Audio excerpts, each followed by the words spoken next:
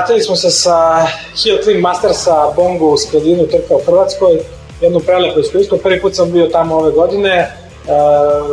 Zaista organizatori imaju tu, tako da kažem, sreću da u jednom prelepom prirodnom ambijentu kod Nacionalnog parka Krka imaju jednu prelepu stazu koja je po najvišim evropskim standardima i u skladu s tim su napravili tu trku već treći put za redom koja se dešava posle sezone, tako da su svi u autotrkama slobodni sa vremenom dođu u tom terminu.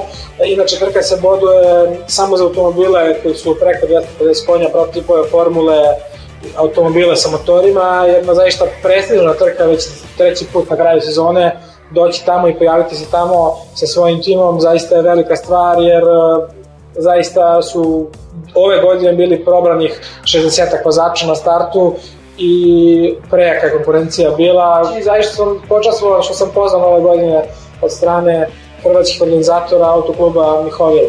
Dočekali su nas sjajno, zaista su preozbiljni domaćini, rade to ljudi vrlo kvalitetno i u narednim godinama mislim da će uspeti to da podignu na još viši nivo.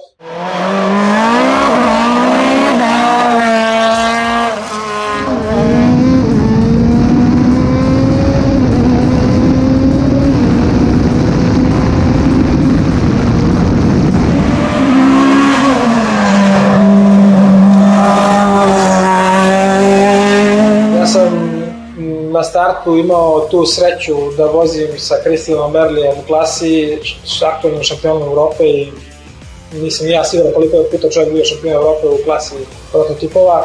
Testirao je novi automobil i još mnogi su tu bili poznati vozači iz Evrope kao što su Aleksandar Pini, Faustini. U takvoj konkurenciji u subotu sam bio peti, imao sam još malo prostora, možda sam imao šanse za četvrto mesto, ali je nedelja po meni bila trkački dan za zaborav. U prvoj krivini imao sam točkom kontakt sa ivičekom pored staze gdje sam izgubio značajno 3-4 sekunde i pokvario vreme u odnosu na subotu, tako je trka bila izgubljena.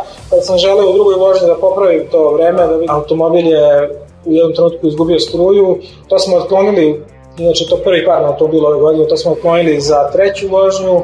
Startovala je treća vožnja, međutim pred sam start prototipovi formula kad su automobili završavali svoje vožnje, počela je kiša i to je veoma poznato da su veoma nebezbedni uslovi za automobile kao što su naši i organizator odlučio da prekrene, ne startuje nijedan prototip i nijedna formula, tako nisam uspeo da popravim vreme u nedelju.